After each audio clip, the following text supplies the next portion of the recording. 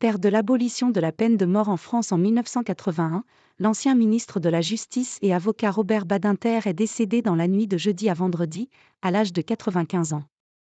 La disparition de Robert Badinter, qui a aussi présidé le Conseil constitutionnel, annoncé à l'AFP par sa collaboratrice Aude Napoli, a suscité une avalanche d'hommages.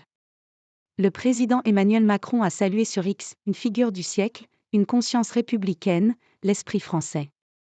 Il aura consacré chaque seconde de sa vie à se battre pour ce qui était juste, à se battre pour les libertés fondamentales.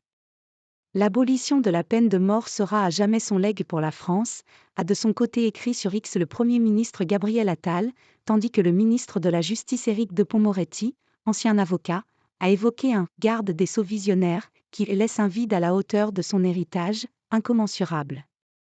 Le leader de la France insoumise Jean-Luc Mélenchon a pour sa part salué sa « force de conviction sans pareille », se souvenant d'un être « tout simplement lumineux ».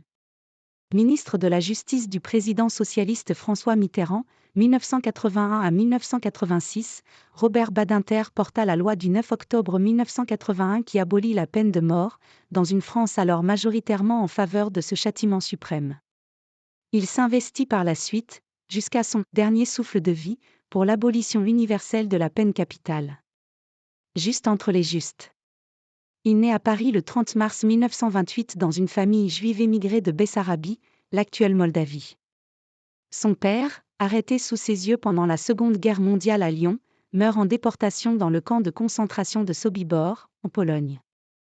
Après des études de lettres et de droit et un diplôme de l'Université Columbia, il devient avocat au barreau de Paris et mène parallèlement une carrière d'enseignant universitaire.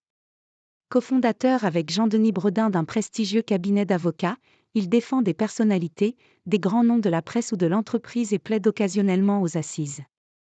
Son combat contre la peine de mort trouve son origine dans ce matin du 28 novembre 1972, un de ses clients, Roger Bontemps, complice d'une prise d'otage meurtrière, vient d'être exécuté. Cela remet en question votre vision de la justice.